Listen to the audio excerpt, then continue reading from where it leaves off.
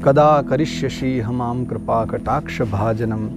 आज की इस शुभ वेला में समस्त वैष्णव समाज को, समस्त हरिभक्त समाज को बहुत बहुत बधाई। वृषभानुनंदिनी श्री कृष्ण प्रिया और हम सब की आराध्या श्री राधा रानी के पावन प्राकट्योत्सव की आप सभी को बहुत बहुत बधाई।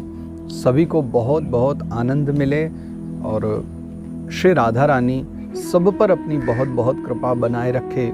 ऐसे आज हम सभी मिलकर के राधा रानी से प्रार्थना करते हैं और उनके दिव्य प्राकट्योत्सव का आनंद ग्रहण करते हैं। आज राधा रानी के इस पावन प्राकट्योत्सव दिवस पर बड़ी प्रसन्नता के साथ में मेरे मन में भी एक छोटी सी बात आई, तो मैंने विचार किया कि आज मैं आप लोगों से उस विषय में भी चर्चा करूं जो हमारे नित्य श्रोता हैं और नित्य हरि चर्चा का दर्शन कर रहे हैं। और सर्वप्रथम तो मैं एक सूचना दे दूं पूर्व से ही कि जैसा मैंने कहा था कि हम अभी प्रयास करेंगे कि 1 मास पर्यंत तक तो नित्य ही कुछ चर्चा करेंगे। सितंबर माह की जो मैंने कहा था कि करेंगे, परंतु चर्चा करेंगे अब वो कहीं भी बैठ कर के करें, किसी भी स्थान पर करेंगे, क्योंकि 1 मास तक एक जगह पर रहना तो संभव नहीं हो पाता है हमेशा, परंतु हम चर्चा अवश्य करेंगे। ये बात हमने की थी। अभी 28 सितंबर से श्रीमद् भागवत कथा का आयोजन भोपाल नगरी में होने जा रहा है। तो नित्य जब तक कथा नहीं रहेगी हम लोग इसी प्रकार चर्चा करते रहेंगे, नित्य नए विषयों पर चर्चा करते रहेंगे, और जब कथा हुआ करेगी तो हम लोग श्रीमद् भागवत कथा का आनंद भी लेंगे और श्रवण करना, गायन करना, सब मिलकर के जो हरि भक्तों का कार्य है हम वही करेंगे। उससे इतर मेरे मन में आज जैसे कि राधाष्टमी है, परम पावन दिवस है, प्रातःकाल उठे, राधा रानी के दर्शन किए और दर्शन करते हुए मेरे मन में अनायास एक विचार आया, तो मैंने कहा कि चलो आज शुभारंभ यहीं से करते हैं। और वही बात मैं आप सम्मुख लेकर के आया हूँ कि आज हमें नित्य चर्चा करते हुए 17 दिन हो गए। आज 17वां दिन है कि हम नित्य ही जन्माष्टमी से 2 दिन पहले हम लोगों ने चर्चा शुभारंभ की थी, तो आज 17 दिन हो गए और नित्य हम कुछ न कुछ हरि चर्चा कर ही रहे हैं। तो मैं विचार कर रहा था कि मैं स्वयं ही बैठ कर के जो विचार करता हूँ, कुछ चिंतन करता हूँ, तो उन्हीं में से कुछ विषय लेकर के या कोई चरित्र लेकर के जो मुझे अच्छा लगता है या कोई कथा लेकर के मैं आता हूँ और आप सभी को श्रवण कराता हूँ। तो मेरे मन में एक बात और आई कि क्यों ना अब ऐसा भी करें कि जो मैं चिंतन कर रहा हूँ, जो मैं अध्ययन कर रहा हूँ, उसमें से तो कुछ ना कुछ मैं स्वयं श्रवण कराऊँ ही, लेकिन इस मध्य में जो मेरे पास नित्य ही कुछ ना कुछ प्रश्न आते रहते हैं या कुछ जानने की उत्सुकता रहती है, तो मैं प्रायः उनको तभी के तभी उत्तर दे देता हूँ। तो मेरे मन में एक विचार ये भी आया कि क्यों ना अपने सभी श्रोताओं के लिए अब आप ही के जो प्रश्न हैं मैं उन्हीं को उत्तर स्वरूप में कथा के रूप में नित्य ही जैसे बैठ कर के हम चर्चा करते हैं उनको करें। तो इससे एक अनुभव मुझे कि ये होगा कि अभी तो मैं अपने अनुरूप ही जो मुझे लगता है मैं वो आपको श्रवण कराता हूँ। वो एक और अच्छा रहेगा कि आपके हृदय में जो चल रहा है और आम जीवन में आपको जो जानने की आवश्यकता रहती है, अगर हम उस पर चर्चा करें तो संभवतः ये थोड़ा सा और ज़्यादा आपके लिए उपयोगी हो सकता है। तो आज के शुभ अवसर पर, राधाष्टमी पर्व पर मैं आप सभी को ये बता दे रहा हूँ। तो आज से शुभारंभ करते हैं कि आपके मन में जो भी शंकाएं रहे या कुछ जानने की इच्छा हो, क्योंकि मैं अपनी स्वेच्छा से तो मैं कुछ न कुछ हरिचरित्र और कथा आपको श्रवण कराता ही रहूँगा, पर उससे इतर अगर आपके मन में कोई ऐसी इच्छा रहे और कुछ जानने की इच्छा रहे, तो आपके पास 3 स्थान हैं और उन 3 स्थानों पर जहां आप देखते हो नित्य ये चर्चा श्रवण करते हो, तो उन तीनों स्थानों पर आप कहीं भी हमें बता दें, तो फिर हम उस विषय में विचार करके और जो आपके लिए अगर उपयोगी रहेगा तो हम उस पर अवश्य ही चर्चा करेंगे। तो आज से ये कार्य हम शुभारंभ करते हैं। तो आज से आप बताएंगे तो आगे के दिनों में हम उन सभी विषयों पर या उन प्रश्नों पर या उन शंकाओं पर या जानने की अगर जिज्ञासा है, इच्छा है, तो आप जैसे सभी परम प्रिय भक्तों की जिज्ञासा को पूर्ण करना तो अवश्य ही हरि की कृपा होगी, मेरे सौभाग्य होंगे। तो हम इसका शुभारंभ करेंगे। पुनः एक बार आप सभी को हमारी प्रिय, हमारी आराध्या श्री राधा रानी के पावन प्राकट्योत्सव की बहुत बहुत सारी शुभकामनाएं। पिछले कुछ दिनों की चर्चा में आपने ध्यान दिया होगा कि मैंने धर्म शास्त्रों के साथ में कुछ नीति शास्त्रों की बात भी की है। पहले तो ये एक प्रश्न आया था मेरे पास में, किसी ने पूछा था कि आप कुछ बातें कहते हो कि नीति शास्त्र में है और कुछ बातें कहते हो धर्म शास्त्र में, दोनों में भेद क्या है? बस भेद इतना सा ही है कि धर्म शास्त्र जो हमारे आर्ष ग्रंथ कहलाते हैं, जो हमारे ऋषि मुनियों ने लिखे थे और उन्होंने निर्णय किया था धर्म का कि क्या हमारे लिए उचित रहेगा, क्या अनुचित रहेगा धर्म के विषय में, जो कि हमारे वेदव्यास मुनि, पराशर मुनि आदि आदि जो ऋषि हुए थे, इन्होंने जो लिखा है वो सभी धर्मशास्त्र कहलाते हैं। और नीति शास्त्र में जो हमारे कुछ विद्वान हुए हैं और उन्होंने जीने के लिए जो एक सामान्य सी बातें कही हैं, जो हमें ग्रहण कर लेनी चाहिए, जिनसे हमारा जीवन आसान हो जाता है, बहुत सहज हो जाता है, वो सभी नीति शास्त्र कहलाते हैं। तो आज मैं नीति शास्त्रों की ही कुछ बातें हैं जो मैं आपके सम्मुख रख रहा हूँ, जो आपके लिए बहुत उपयोगी होंगी। कुछ बातें ऐसी हैं जो हमारे आम जीवन में हमें बहुत दुखी कर देती हैं, क्योंकि प्रायः हमने नीति शास्त्रों को नहीं पढ़ा होता, और पढ़ा होता तो बहुत हमारे लिए सहज हो जाता है बहुत सारी चीज़ों को लेकर के जीना। तो मैं कुछ 5-7 चीज़ें हैं जो आज मैं चर्चा करता हूँ, आप उनको श्रवण कीजिए और हो सके संभव है तो एक कॉपी पेन लेकर के उन श्लोकों को लिख लीजिए, उनका अर्थ तो लिख ही लीजिए। तो ये आपको निर्धारित रहेगा कि हाँ, नीति शास्त्र में ये बात लिखी है, और उससे आपका जीवन इतना सहज हो जाएगा कि प्रसन्न रहने में सदा अपने मुख को कभी मलिन करने की आवश्यकता नहीं होगी। आप सदा निश्चिंत होकर के हर हाल में, परिस्थिति में प्रसन्न रह सकते हो। तो ये बात हमें नीति शास्त्र से मिल जाती है। तो इस विषय में नीति शास्त्र का हम सबसे पहले एक श्लोक लेते हैं जो कहता है कि सुदुर्लभा सर्व मनोरमा गिरह। इसका अर्थ है, संसार में जितने भी प्राणी हैं आप सदा उनको प्रसन्न नहीं रख सकते। सुदुर्लभा सर्व मनोरमा गिरह, ऐसा बड़ा ही दुर्लभ है कि आप सबको प्रिय लगने वाली बातें ही कहें। क्योंकि आप कितनी भी अच्छी बातें कहें इस संसार में, अगर 4 लोगों को बुरी लगेंगी तो 4 को वो अच्छी लगेंगी, 4 को अच्छी लगती हैं, 4 को बुरी भी लगती हैं। अब और चीज़ों की तो मैं क्या कहूँ, अगर आप कथा की ही बात करो या भगवत संबंधी चर्चा की ही बात करो, अब इसमें तो कुछ भी बुरा नहीं है। बुरी बातें अगर कोई व्यक्ति करता है, कोई गाली देता है, कोई अपशब्द बोलता है, तो माना जाता है कि चलो ये गलत है। लेकिन आज के समाज में जहाँ 4 लोग गाली देते हैं तो उनको भी पसंद करने वाले कुछ हैं।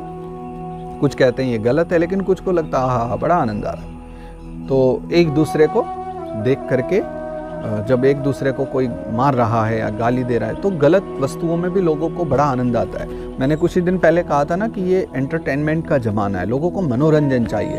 तो अगर दूसरे का घर भी टूटता है तो लोगों को उसमें भी मनोरंजन चाहिए। तो विचारो, जहाँ लोग गलत वस्तुओं में भी मनोरंजन ले रहे हैं, फिर ये तो बिल्कुल अच्छी बात है। क्या हम धर्म चर्चा करते हैं, इसमें किसी को कोई कष्ट हो रहा है?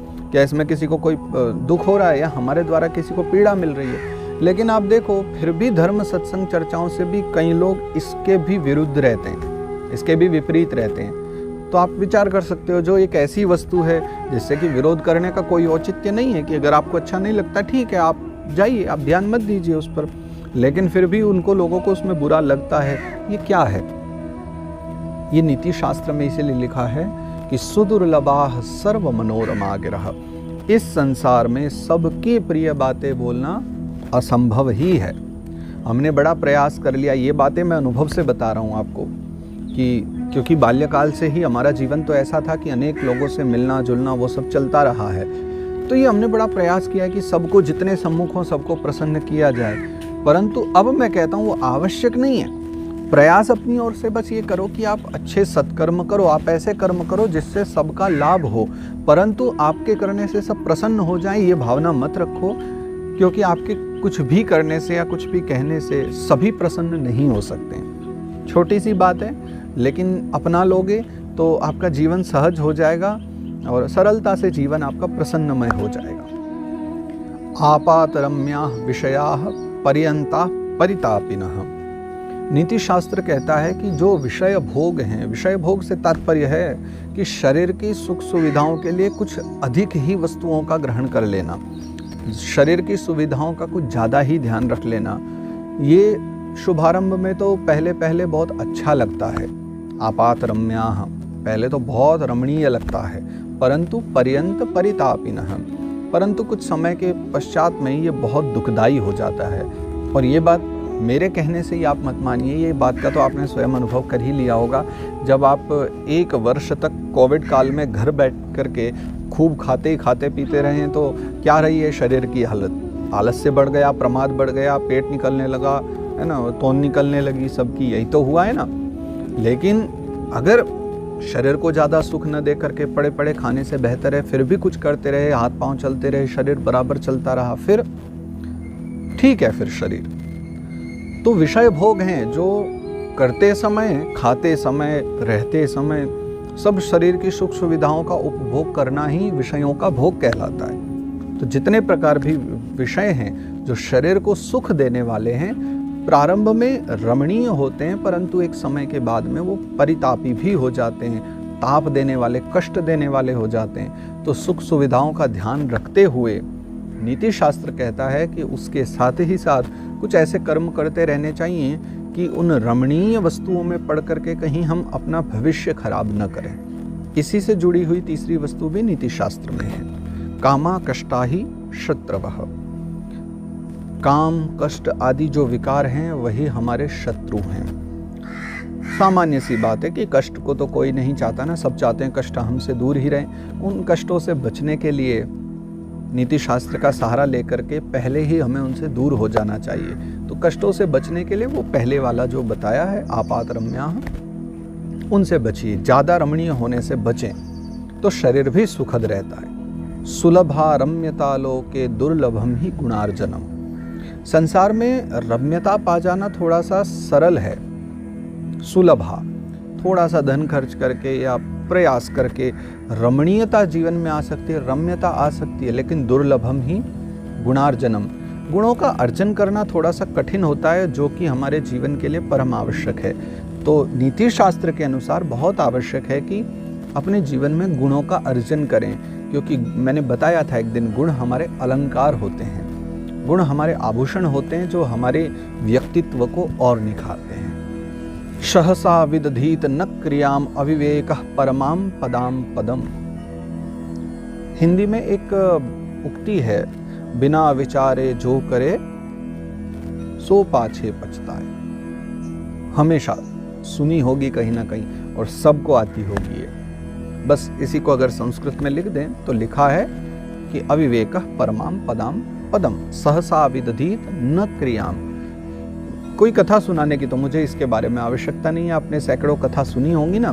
बस भावार्थ समझिए अब कि सहसा विदधीत न क्रियाम, चाहे आप क्रोध में आकर के या बहुत प्रसन्नता में आकर के या उद्वेग में आकर के, कैसी भी परिस्थिति हो, सहसा कोई भी कार्य न करे। अचानक से प्रसन्नता मिली तो इतने ऊपर पहुंच गए कि बस अब तो ये भी कर सकते हैं, वो भी कर सकते हैं, और अचानक से कोई कहीं हार मिल गई किसी कार्य में तो बाकी सब चीज़ों से भी अपने आप ही हार मान ली कि बस ये हमसे तो अब कुछ भी नहीं होगा, हमारा तो जीवन ही खराब है, हमें तो सदा हार ही मिलती है, पराजय मिलती है। तो जहाँ विजय मिलने वाली होती, हम उन 3 स्थानों को भी छोड़ देते हैं सिर्फ एक पराजय के कारण। तो सहसा विदधीत न क्रियाम, सहसा अचानक से कोई भी कार्य न करे।